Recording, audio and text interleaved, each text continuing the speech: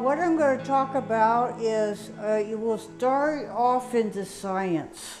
It's the background, it's where I started from, and I was about 4 years old, as they say, watching the grass grow, and I said, I've got to figure this out. And did I take on a job? And part of it was to study the nature of consciousness, because I would watch my dog and cat, and they didn't really know much English, but they did think. So thinking without words was one of the first things I was thinking about. What is the nature of consciousness? And I've concluded that it's very fundamental to all existence. I love physics, I love science, and it's been a wonderful path to go that route. So I'm going to talk about measurements of the Earth ionosphere, the Sun-Earth-Moon system, and how these frequencies relate to frequencies that relate to healing and humans, and also it applies to animals as well. What you see in the top here is 2 detectors that my late husband William Van Bice and I built with a coil pickup that has a number 44 wire, finer than the human hair, and 17 miles. Basically, you have an input antenna and go through processing, smoothing, amplifying elements, and then you can have a chart recorder or oscilloscope or a computer or however you want to read the signal out. And what it does is it picks up the magnetic pulsations or oscillations of the Earth's magnetic field as tweaked by the solar wind and internal processes in the Earth. And this is from our lab in, outside of Reno in the Sierra Nevadas to just show that some people that are spiritually minded surround themselves with equipment. And then this is one of the detectors, and then what we did is put the coil in a little 3-axis coil so you can get directionality.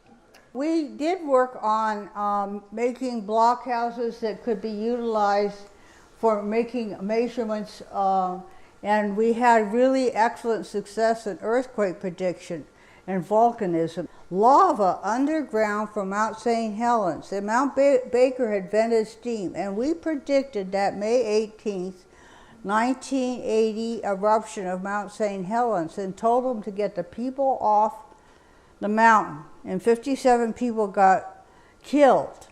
But we announced it on the radio, and boy did we get in trouble with the USGS. Were they mad as a wet hen? And we used to have chickens too.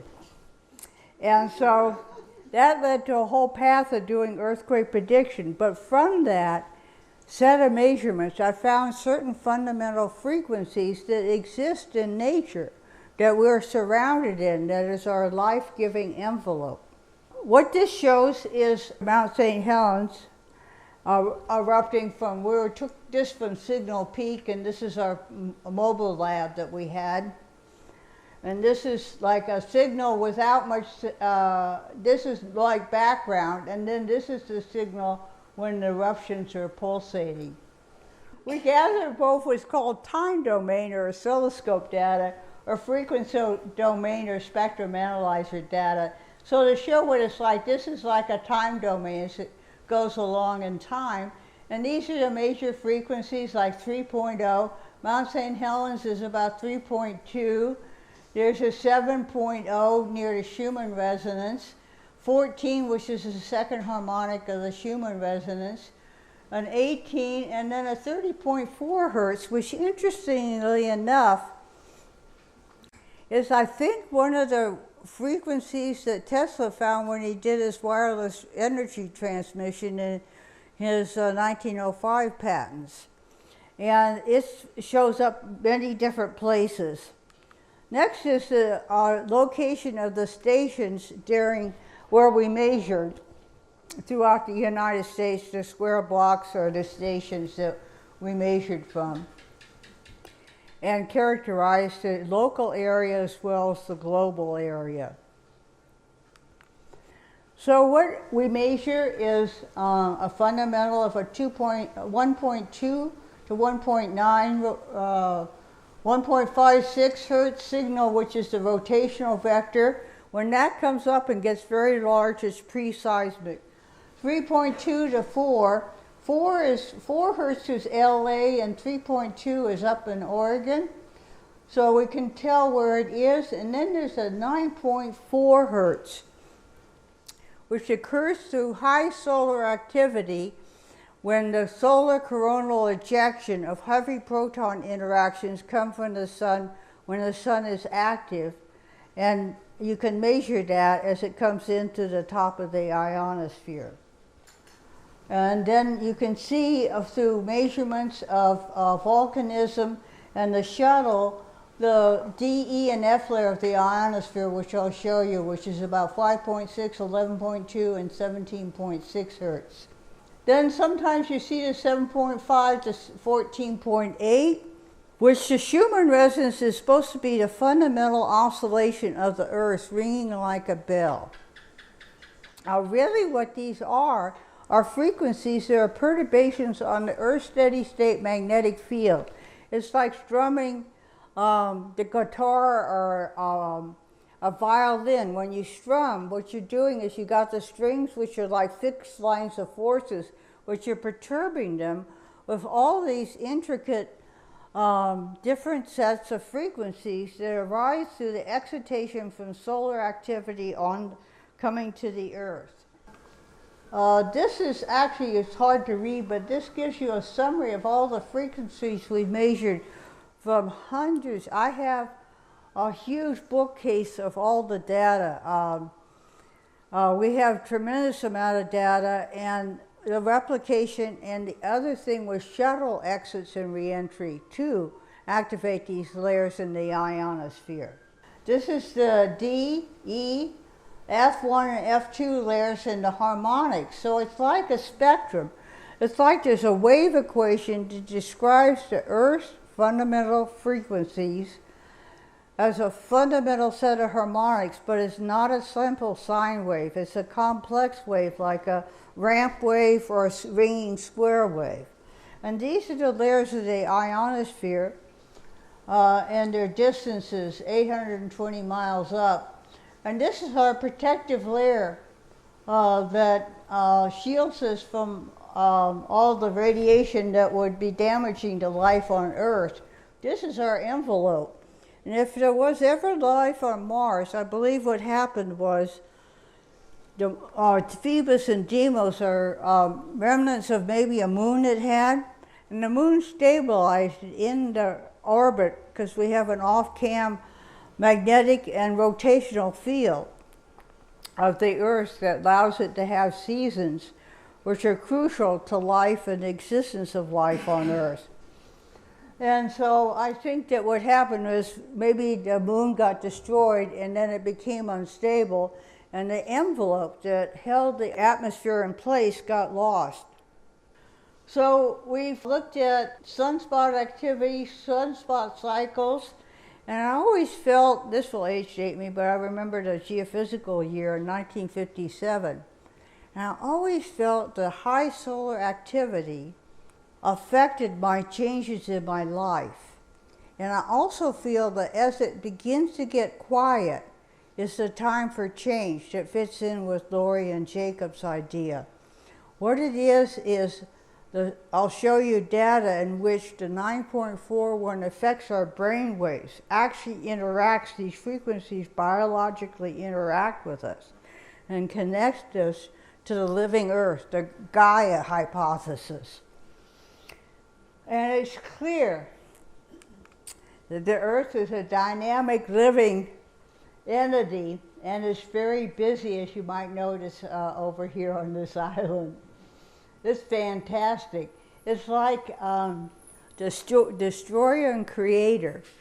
And any change like the meeting coming to disorder is about, you have to go through disorder before you achieve a new order.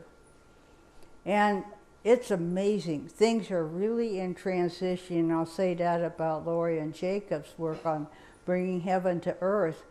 And Lori is right. The key is that your thoughts are real. That's what I said. I wondered what thoughts were. Thoughts are real and have real consequences, and they will make the change. And that's what I think is extremely important. And part of what I'm saying here is how connected we are with all life. I worked for NASA for 3 years on the main hydrogen oxygen tank, and we measured shuttle exits and re-entry of the ionosphere. And see, it would excite the ionosphere, so it's like it would ring it. And you would even get that second 45-minute later reverb from where it goes out, and you could tell whether it was going out or in. You could even, we measured delta rockets, and so this is a Columbia in 1994, and it's coming in. So what you would see is the E layer first, the 12.9, then the 5.25 would show up. So these peaks would just be so characteristic. And some of the shuttles, like the Discovery and Columbia, were easier to measure, but we did a whole statistical analysis, and it was like a probe that gave us part of the answer. And this is another Columbia shuttle launch. This is E and D, and then the 1.7 is what I call the rotational vector, and I have a detailed theory about this.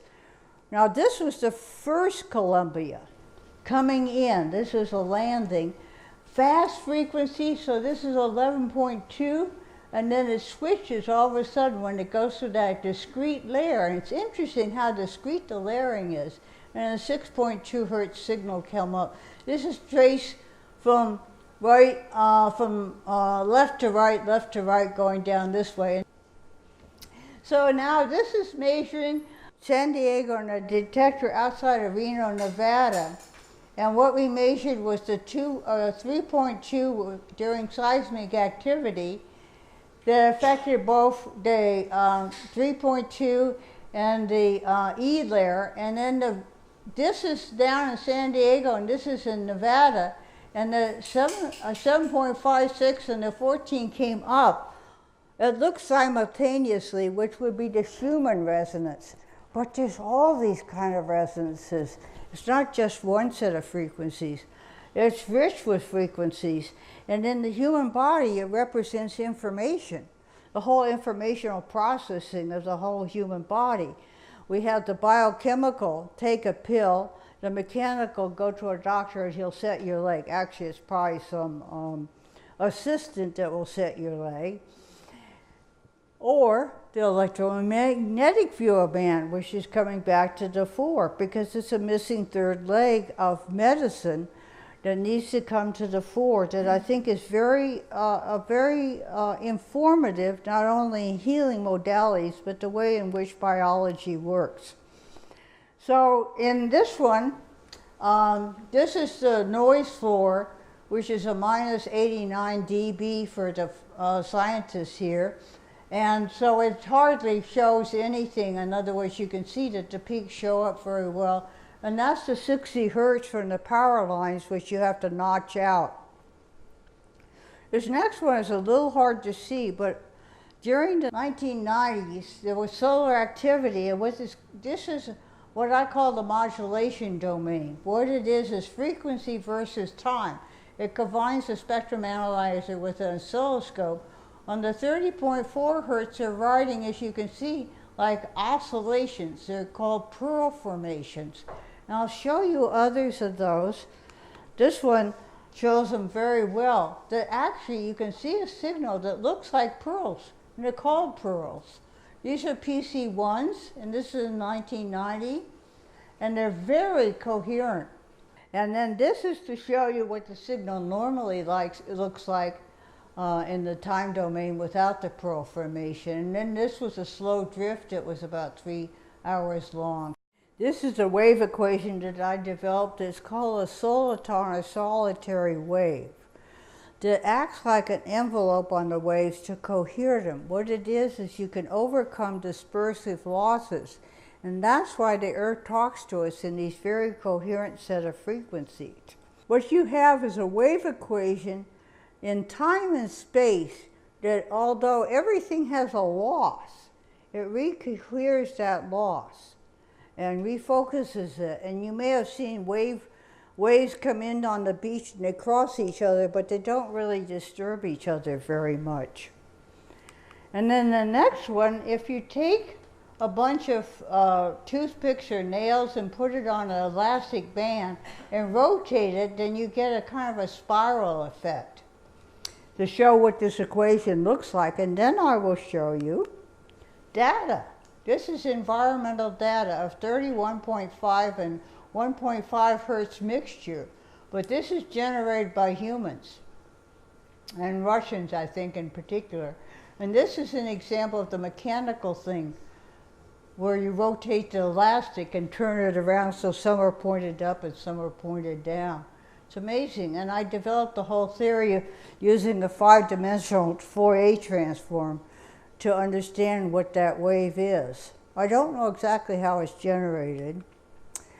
Then we have different frequencies from ELF, which is what we've been talking about, down where EEG and EKG is, and electroencephalogram, but it's magnetic component. Then of course we have radio, TV, microwave, light, ultraviolet, X-rays, and gamma. I'm not messing with this now. I did it at the lab, Lawrence Berkeley, but this is the area that is more biologically active and the frequencies that the Earth interacts with. Parallel to this, I was developing with my late husband wound healing devices, pain reduction devices to enhance the living systems, particularly in humans.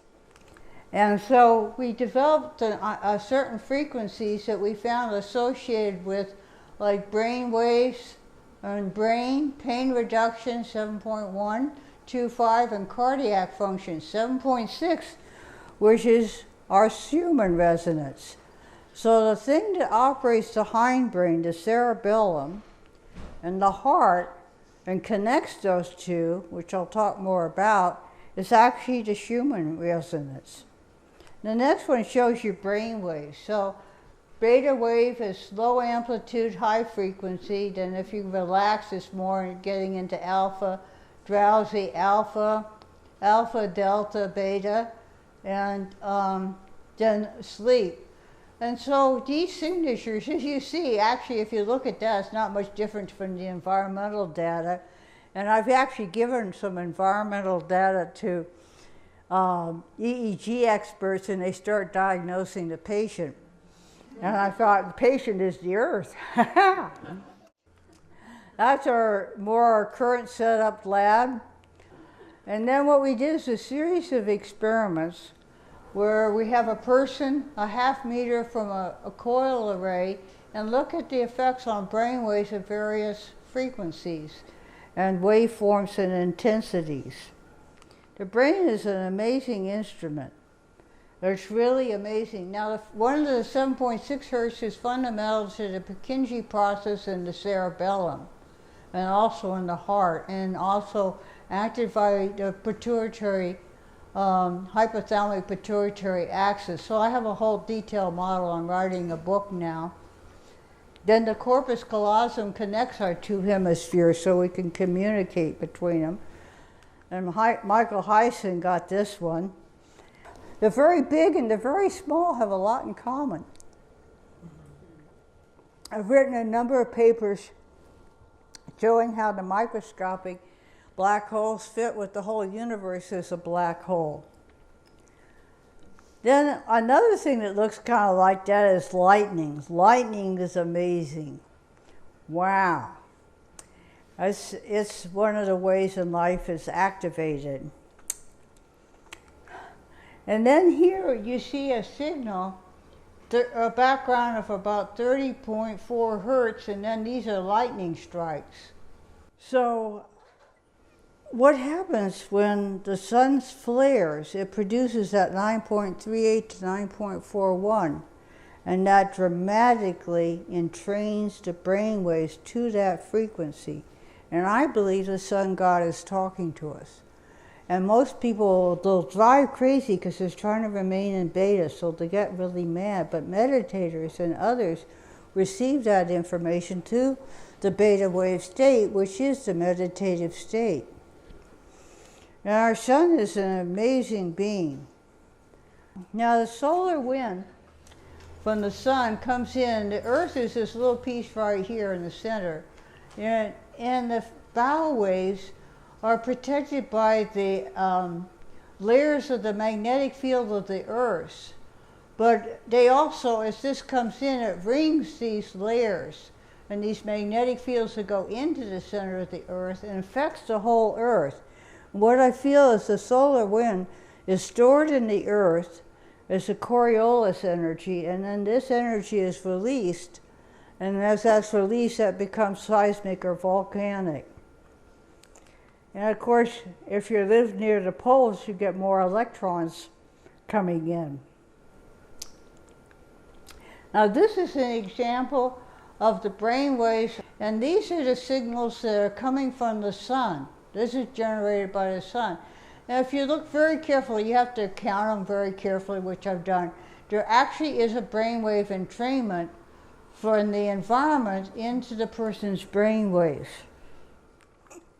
Also, this is just a QRS complex of the heart, PQRS-TUV complex, and this is generated by a generator, by some of our healing devices, and we can actually, through the impedance of the chest, make a signal that looks very like a QRS from a ringing square wave. It has to be done very carefully with the right duty cycle. The other side of the brain is the heart, and this has Purkinje cells, and these operate at 7.6. And I believe through the vagus nerve are connected, so the brain and heart are connected. Like if you get are scared or something, the heart starts going and being affected right away. So that's that feedback loop, which is partly saying that heart-based and brain-based need to be operated in coherence and collectiveness with each other. So that, you know, it's like in the analytic thinking, you can still put the heart-based ideas in there, such as love. These are Purkinje cells in the cerebellum. They're like little bulbs and huge array of antennas, the richest antenna neurons in the human body. And so the brain and body are connected by these processes of the Purkinje process and the endocardium of the heart, and they operate at 7.6 hertz, which is a measurement of a Purkinje cell output. And then this is from our wound healing pain reduction devices, the signal. It's 7.6, but this could be anywhere from 77 to 76.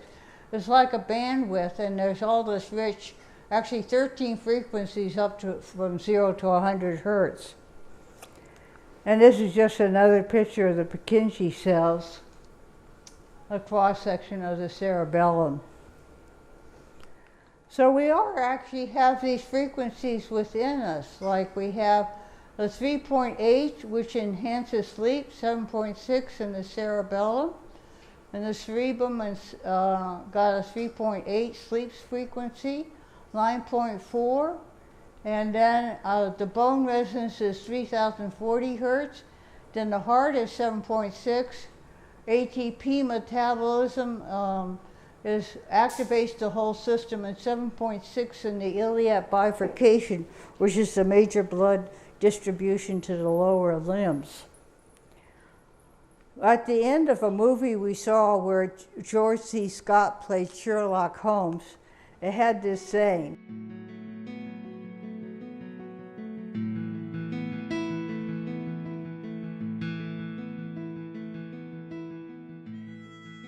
So the mechanism of operation of non-invasive, all of this is non-invasive coil emitters that can be placed any part in the body that's appropriate for the treatment.